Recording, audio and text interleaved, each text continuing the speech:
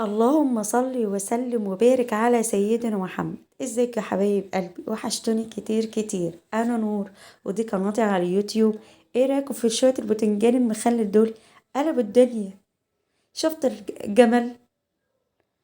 لو مش اقولكوا على الطعم، انا مستنيه تعليقاتكم عشان تقولوا لي طعمه عامل ازاي والنتيجه عامله ازاي معاكم.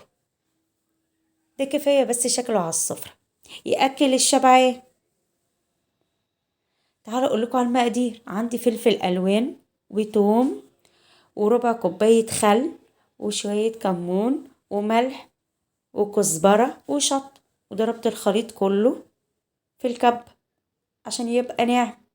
بعد كده جيت على الباذنجان بتاعي، غسلته غسلة حلوة وقرمته، وبعد كده بدأت أعمل له فتحات عشان ما يطشش في الزيت أو ينشر الزيت في كل مكان.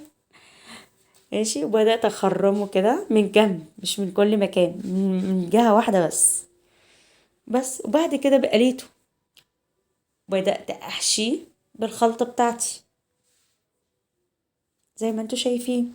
واللي اتبقى من الخلطة زودتها شوية خل ونشرتها، كبيتهم، حطيتهم فوق الصينية عشان تدي شكل. لو عجبتكم الوصفة، الاشتراك في القناة والضغط على اللايك، ومستنية تعليقاتكم ورأيكم في التعليقات. يلا باي باي.